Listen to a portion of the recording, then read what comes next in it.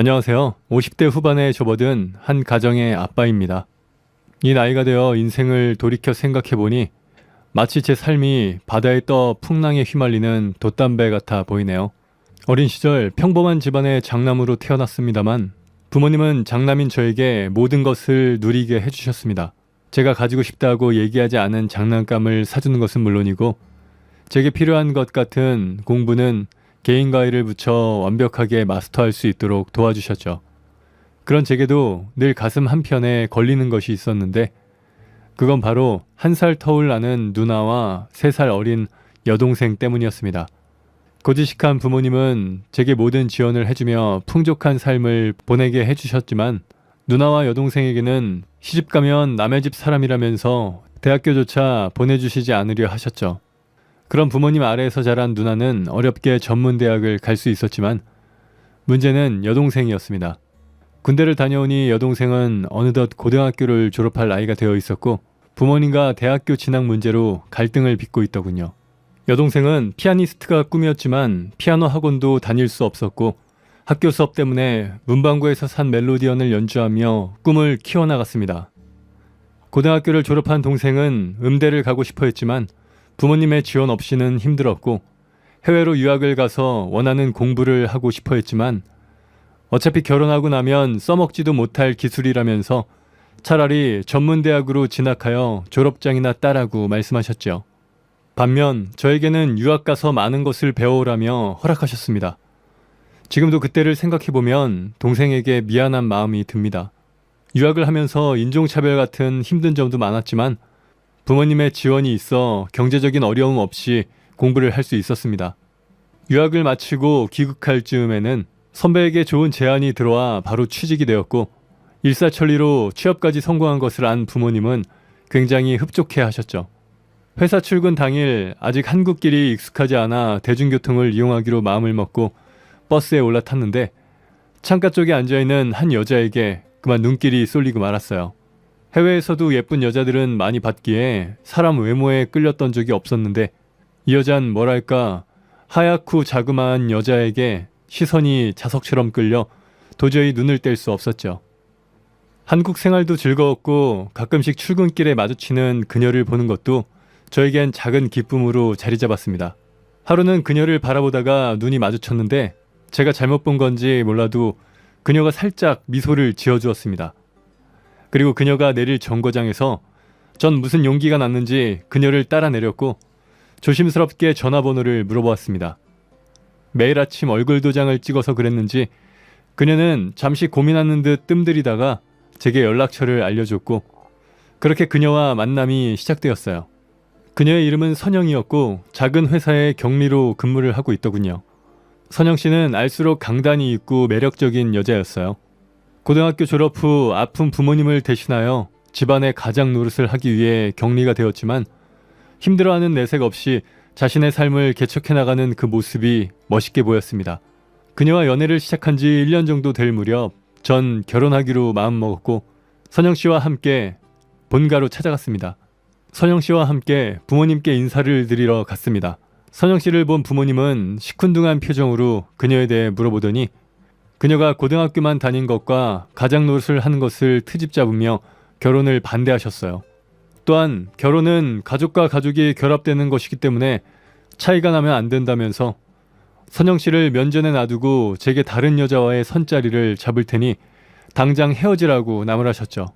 그 말에 너무 화가 나 아버지, 결혼은 사랑하는 사람과 하는 것이지 조건에 맞춰 하는 것은 아니라고 생각해요. 두 분이 어찌 생각하실지 모르겠지만 전 선영 씨 아니면 절대 결혼 안 할 거니 그렇게 아세요. 라고 말을 하고 집을 떠났습니다. 선영은 자신 때문에 부모님과 사이가 나빠지는 것을 원치 않는다며 결혼 허락을 받기 위해 그 후 몇 번 더 찾아갔지만 문전박대 당하였고 전 선영을 설득하여 부모님 몰래 혼인신고를 먼저 해버렸습니다.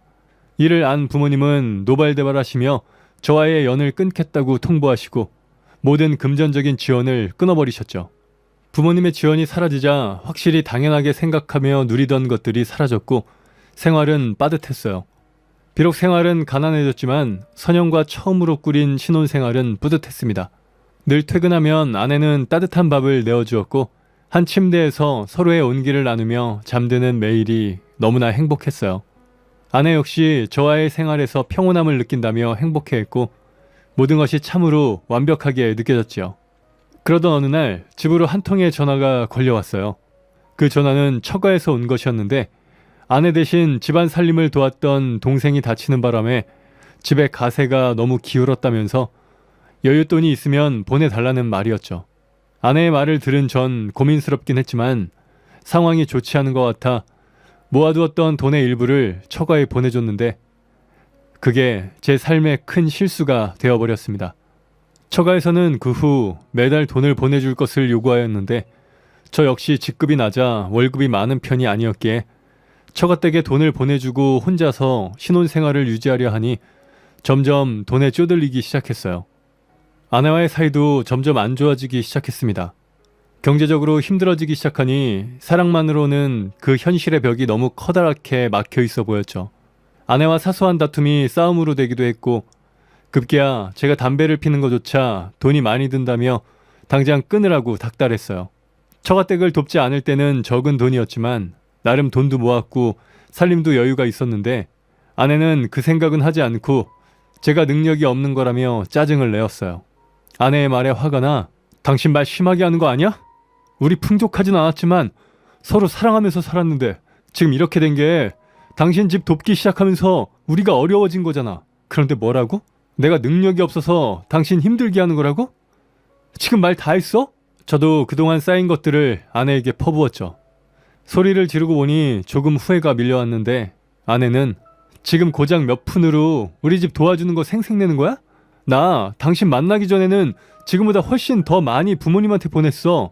그 생각은 못하고 처가댁 돕는다고 생색내면서 나한테 화를 내는 거야? 이럴 거면 나랑 왜 결혼했어? 이후 아내와 금전적인 부분에서 갈등이 계속 생기니 애틋하던 마음은 눈 녹듯 사라져버렸고 집에 들어오는 것이 지옥처럼 느껴져 늘 늦은 밤이 되어서야 집에 들어가곤 했어요. 아내는 그런 제 마음을 들여다봐주지 않고 마치 저를 돈 나오는 기계처럼 보는 듯 눈만 마주치면 이번에는 승진 못하는 거냐, 보너스는 언제 나오냐며 닥달을 했죠. 또한 부모님에게 찾아가 돈을 좀 받아보라면서 종용하는데 심적으로 너무 힘들었어요. 그뿐인가요? 어느 날 여동생에게 전화가 와 반가운 마음으로 연락을 받았는데 동생은 자신도 모아둔 돈이 얼마 없어 많이 보내지 못했다면서 미안하다고 말하는 거예요. 뜬금없는 동생의 말에 전후 사정을 물어보니 아내가 여동생에게 전화를 걸어 집이 많이 힘드니 여유가 되면 돈을 좀 빌려달라고 말을 했다네요. 하필 동생도 살림을 넓혀 이사를 한 터라 여유 자금이 없었다며 미안해 하는데 전 아무 말도 못하고 고맙다고만 하고 전화를 끊었습니다. 돈밖에 모르는 이기적인 아내의 모습에 질려 더는 참지 못하고 이혼을 요구하니 아내는 버리도 시원치 않은 양반이 뭐라고? 참네. 자기 복을 스스로 차버리네. 그래, 나도 당신이랑 살면서 돈 얼마에 손 떨며 살고 싶진 않아. 당신 하고 싶은 대로 해. 라고 말하면서 그동안 자신이 고생했으니 전세금은 자신이 가지겠다고 말했습니다. 전 아내와 헤어지는 것이 고작 전세금으로 합의가 되었다는 것이 참으로 기가 막혔지만 앞으로 더 끌려가며 살고 싶지 않아 아내의 요구를 들어줬어요. 아내와 이혼하고 난 뒤 정말 일에만 미쳐 살았던 것 같습니다. 그렇게 몇 년간을 악착같이 돈을 모으며 일에만 집중하다 보니 어느새 직급도 높아졌고 괜찮은 전셋집으로 이사를 갈 수 있었죠. 새로 이사를 간 전셋집 바로 아래에는 노부부가 살고 계셨는데 그 노부부는 혼자 사는 남자가 열심히도 산다며 반찬도 내어주시고 주말이면 밥 먹으라며 문을 두드리며 마치 아들처럼 대해주셨어요. 그러던 어느 날 어르신이 올라와 제게 나이도 있으니 이제 그만 부모님께 용서를 구하고 새 출발을 하는 것이 어떻겠냐고 물어보셨는데 그 말이 왠지 모르게 너무 따스해서 어르신의 손을 잡고 펑펑 울고 말았습니다. 이후 몇 년 만에 본가에 찾아가 부모님께 뒤늦은 용서를 구했고 부모님은 제 소식을 동생에게 가끔 전해들었다면서 그동안 고생했다며 절 용서해 주셨어요. 부모님께 용서를 받은 얼마 뒤 아랫집 어르신은 참한 아가씨가 있다며 제게 소개를 해주셨죠. 그 아가씨 이름은 미선이었는데 이름처럼 참 선한 여자였어요. 따뜻한 미소를 지닌 미선 씨를 만날 때에는 마음이 참 편했고 그녀는 늘 저를 먼저 배려해주고 제 말을 귀담아 들어주는데 그게 참 뭐랄까 마음이 몽글몽글해지면서 기분이 좋았고 그녀의 마음 씀씀이가 참으로 고마웠습니다. 한 번의 실패의 경험이 저에게 외모보다는 그 사람의 마음을 바라보게 만들더라고요. 그녀와 함께하면 마음의 안식이 생겼고 왠지 모르게 이 여자를 놓치면 내 삶이 완성되지 않겠구나 라는 생각이 들었고 그렇게 그녀를 만난 지 1년 만에 고심 끝에 미선 씨에게 프로포즈를 하게 되었어요. 그녀는 기쁘게 제 마음을 받아주었고 부모님께 허락을 받기 위해 본가로 향했어요. 긴장된 마음으로 부모님에게 그녀를 보여드렸는데 부모님은 사람이 선하고 좋다면서 이미 둘 다 혼기를 지나쳤으니 연애를 오래 하지 말고 결혼하라며 적극적으로 밀어주셨죠. 이번엔 오히려 제가 이혼남이라는 결점을 가지고 있으니 부모님도 큰 소리를 못 치시는 것 같더라고요. 그녀의 어머님 역시 제가 한 차례 실패를 한 것을 문제 삼지 않으시더군요. 오히려 저를 따뜻한 마음으로 품어주시며 앞으로 행복하기만 하면 되니까 예전 기억은 이제 털어버리게 라고 말해주셨어요. 양가 부모님의 축복으로 이뤄진 결혼은 전에 느껴보지 못한 큰 감동으로 다가왔고 늦은 나이임에도 불구하고 연년생으로 예쁜 딸아이들을 낳게 되었습니다. 아이까지 낳고 보니 책임감이 더욱 커졌고 전 아내를 고생시키지 않기 위해 2번은 실수하고 싶지 않아 최선을 다해 일했어요. 예전에도 그랬지만 영업일은 숨에 벅찬 순간들이 많았죠. 매일같이 접대를 하니 술을 많이 마시게 되고 늦은 시간까지 바이어들의 비위를 맞추다 보면 새벽이 다 되어서야 집에 들어오곤 했어요. 아내는 늘 늦게 들어오는 절 보며 애들이 당신 늦게까지 기다리다가 잠들었어. 조금만 일찍 들어오면 안 될까? 라고 조심스럽게 물어봤습니다. 저 역시 아이들이 늘 보고 싶고 함께 놀아주고 싶지만 제가 일을 하지 않으면 그만큼 벌이가 나빠질 테고 그러면 아내와 돈 때문에 싸울 것 같아 도저히 일을 줄일 수가 없었어요. 전 아내에게 미안하다며 아내의 손을 꼭 잡고 어느 정도 우리 집의 경제력이 오를 때까지만 이렇게 일하겠다며 양해를 구하면서 아내에게 집안의 모든 대소사를 맡아줄 것을 부탁했죠. 아내는 크게 한숨을 쉬더니 저를 이해해 주겠다고 얘기하면서도 아이들에게는 아빠가 필요하니까 당분간만이에요 라며 싱긋 웃어주었어요. 아내의 예쁜 미소를 보니 더욱 힘이 났고 조금이라도 빠르게 돈을 모으기 위해 휴일 근무도 자처하며 쉬는 날 없이 일에 매진했습니다. 돈은 참 정직해서 제가 일하는 만큼 쌓였고 아내는 이 정도면 여유를 가져도 된다면서 여보, 아이들도 어느 정도 컸으니 우리도 다른 집처럼 주말에 여행도 다니고 그래요 라며 다정하게 얘기를 해줬지만 아내의 말에도 전 불안한 마음이 앞섰어요. 내 식구가 살아가려면 돈이 필요했고 아이들이 커가면서 더 많은 금액이 들 텐데 제가 열심히 벌지 않으면 아이들에게 해줄 수 있는 것도 줄어들 테고 노후까지 생각하니 도저히 아내의 바람처럼 일을 줄일 수 없겠더라고요. 그리고 경제적으로 어려워지면 지금 누리고 있는 행복한 삶이 또다시 무너질 것 같은 불안감 때문에 도저히 쉴 수 없었어요. 그래서 아내에게 다음에는 꼭 갈게. 다음에 가자. 휴가는 애들이랑 먼저 다녀와. 라고 얘기하며 발을 뺐는데 그런 실랑이가 계속 이어지자 아내는 어느 순간부터 함께 휴가를 가자는 얘기도 하지 않았고 가족 모임이나 행사에도 함께 참석하자는 말조차 꺼내지 않더군요. 동생 역시 제가 가족 행사에 계속 참여하지 않자 전화를 걸어와 오빠, 그렇게 언니한테 다 맡기면 언니가 힘들어서 어떡해. 오빠도 일 좀 줄이고 아빠 노릇도 좀 하고 살아. 어쩜 이렇게 사람이 하나밖에 몰라? 라면서 야단을 쳤지만 솔직히 아빠 노릇이라는 것이 어떤 건지도 모르겠고 제가 가장으로서 잘하는 것을 하는 것이 현명한 것 같아 더욱 일에 몰두했죠. 그렇게 시간이 흐르고 아이들이 더 성장하니 조금씩 문제가 생기기 시작했습니다. 어릴 때는 아이들과 가끔 놀아줘도 행복해하고 아빠 아빠 하며 잘 따라줬는데 근래에는 절 어려워하며 무슨 일이 생기면 무조건 엄마만을 찾더군요. 부모님 역시 집안에 대소사가 생기면 제게 연락을 하는 것이 아니라 애들 엄마에게 연락을 했고 그런 일이 계속 벌어지니 조금은 섭섭한 감정이 생겼어요. 뭐랄까, 돈을 벌어오는 것이 나의 의무이고 당연한 도리이기에 돈만 잘 벌어오면 모두들 저를 인정해주고 따라줄 것이라 생각했는데 조금씩 집에서 도태되는 것 같은 기분이 들어 울적한 기분이 들기 시작했어요. 애써 섭섭한 감정을 누르고 일에 열중하던 어느 날 아내는 어릴 때부터 예뻐하던 사촌 동생이 결혼을 한다며 이번에는 꼭 함께 가달라고 부탁했어요. 하필 그날 큰 계약건이 걸려있는 바이어와 라운딩이 잡혀있어 아내에게 어렵다고 말을 했는데 아내는 표정이 일그러지더니 화를 냈습니다. 여보, 회사에는 일하는 사람이 당신밖에 없어요? 과장이면 이제 아래 직원들에게도 부탁해도 되잖아요. 당신 애들 커가는 동안 놀이공원이라도 가본 적 있어요?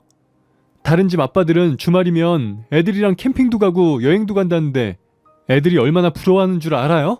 아니, 아무래도 내가 가야만 일이 잘 성사되고 성과급도 나오니까. 그리고 여행은 매주 당신이 애들이랑 가지고 있고 내가 당신을 잘못 생각해왔나 보네요. 난 당신이 다정한 남편, 따뜻한 아빠가 되어줄 거라 생각하고 결혼했는데 당신은 날 외롭게 만드는 것뿐 아니라 돈 때문에 아이들과의 추억까지 버리는 거예요. 우리 좀 생각을 정리할 시간을 가지는 것이 나을 것 같네요. 라고 말하며 돌아섰어요. 전 그저 돈이 많아야 가정이 평탄할 거라 생각해서 제 감정 꾹 누르고 피곤함을 감수하면서 일해온 것이었는데 아내가 처음으로 화내며 돌아서는 모습에 적잖이 충격을 받았습니다. 이후 아내는 저와 눈도 마주치지 않고 생활했고 그렇게 몇 주가 흐른 어느 날 아내는 앞으로 남은 인생을 이렇게 외롭게 지내고 싶지 않다면서 이혼을 요구하며 사실 당신이 날 외롭게 하는 동안 다른 사람이 그 자리를 채워줬어요. 당신을 바라보면서 이러면 안 되지 라는 생각에 마지막으로 기회를 줬는데 당신은 끝까지 제멋대로네요. 이제 그만 날 외롭게 만들지 말고 사랑하는 사람 곁으로 놔줘요. 나도 내 인생을 살고 싶네요. 라고 말을 이었어요. 아내의 말에 피가 거꾸로 솟으며 화가 치밀어 올랐습니다. 내가 그동안 가족을 위해 헌신하며 살아온 보상이 겨우 이따위라니. 속에서 천불이 나며 뒷골이 당기는 것이 밀려오는 배신감 때문에 도저히 아내가 원하는 대로 보내줄 수 없겠더라고요. 그동안 아내에게 속은 것 같은 기분에 절대로 곱게 이혼해줄 수 없다는 생각이 들어 그날부터 회사 일은 다른 직원에게 넘기고 차를 빌려 아내를 미행하기 시작했어요.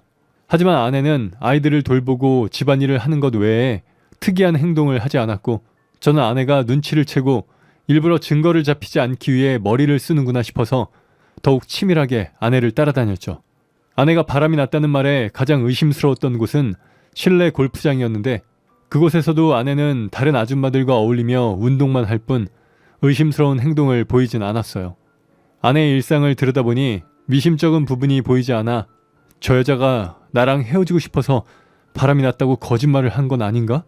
라는 생각이 들었지만 다시 생각해보니 이혼하고 싶다면 다른 이유도 많았을 텐데 굳이 자신이 바람났다고 할 필요가 없을 것 같아 정신을 차리고 아내를 더욱 집요하게 뒤를 밟았죠. 그렇게 아내를 따라다닌 지 일주일이 지나갈 무렵 아내가 아이들과 낯선 동네로 향하는 것을 목격하게 되었고 역시 이제야 꼬리가 잡히는구만 이라는 생각이 들어 조심스럽게 아내의 뒤를 밟았습니다. 아내가 향한 곳은 약간 허름한 집이었어요. 저는 속으로 이 여자가 돈 없는 제비한테 빠져 사랑스러운 내 새끼까지 물고 지옥으로 빠지는구나 싶어 또다시 속에서 천불이 올라왔죠.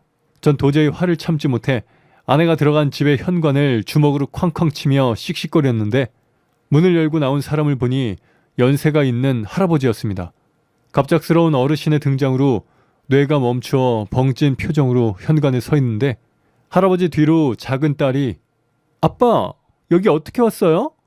라며 반가운 표정을 지으며 나왔어요. 할아버지는 인자한 표정으로 반갑네, 김서방. 어서 들어오게. 라고 말하셨고 뒤늦게 제 모습을 발견한 아내는 놀란 표정으로 당신이 어떻게 여기 왔어? 여보, 들어와.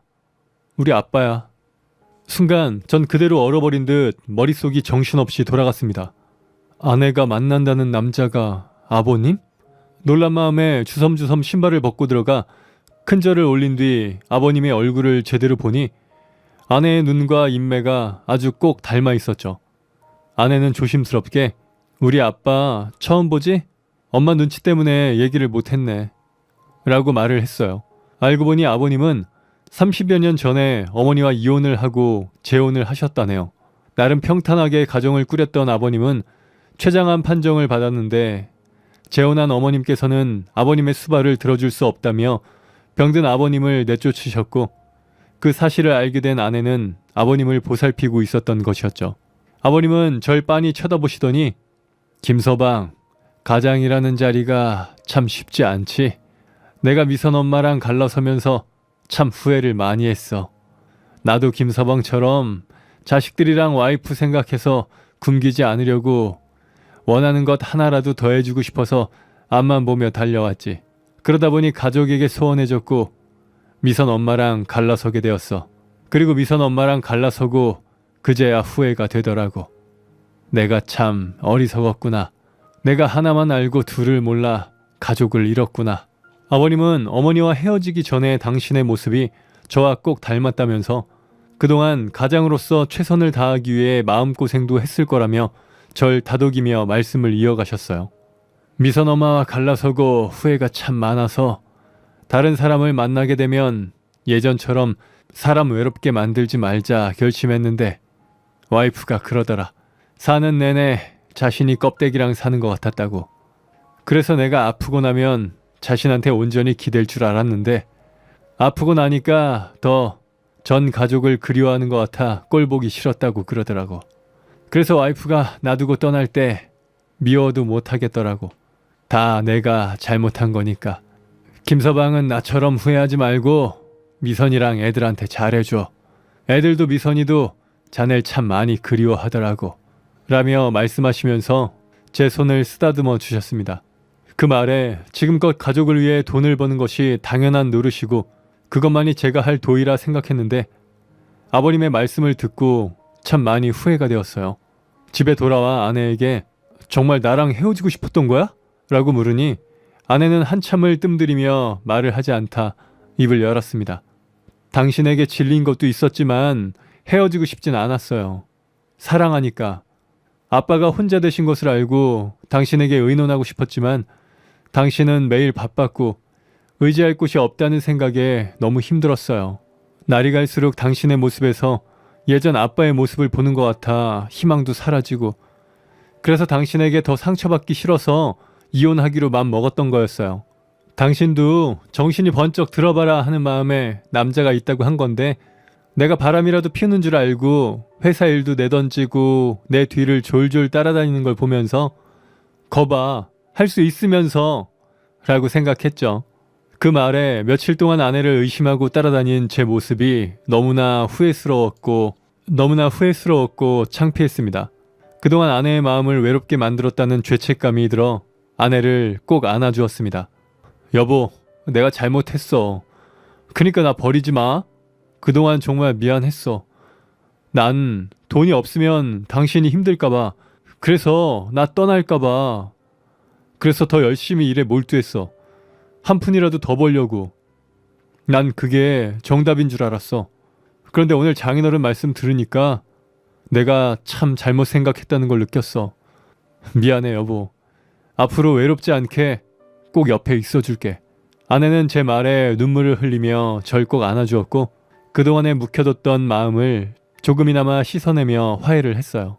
아내와 화해한 뒤 어머님께 들려 그동안의 얘기를 들려드리며 아버님을 저희가 모실 수 있게 허락해달라고 말씀드렸습니다. 어머님은 고민하시더니 저희가 원한다면 그렇게 하라며 허락해 주셨고 이후 아버님과 함께 지내며 즐거운 추억을 쌓아가게 되었네요. 그 후 저는 일을 줄이고 가족들과 여행도 다니고 퇴근하고 아이들과 놀아주며 그동안 놓친 즐거운 일상을 회복하다 보니 저의 어리석었던 지난날이 후회되었어요. 그리고 제가 더 늦지 않게 큰 가르침을 주신 장인어른께 감사함을 느끼게 되었습니다. 돌이켜 생각해보면 전 참 복 많은 사람인 것 같아요. 이렇게 좋은 아내와 가족을 만났으니까요. 길다면 길고 짧다면 짧은 50인생이지만 인생이라는 거친 바다에서 길을 잃지 않고 순항을 하게 된 것은 가족의 사랑 덕분이라는 걸 느끼게 되었어요. 그리고 절 버리지 않고 믿고 기다려준 아내가 있었기에 가능했다는 것을 다시 한번 느끼게 되었네요. 돈은 없다가도 있는 것이지만 사랑하는 사람은 떠나면 되돌릴 수 없다는 것을 제 모든 것을 잃을 뻔하며 배우게 되었습니다. 만약 저처럼 돈에 집착하며 가족을 돌보지 않는 분이 계시다면 제 얘기를 듣고 가족을 보살펴 주시길 부탁드릴게요. 제 이야기는 여기까지입니다. 감사합니다.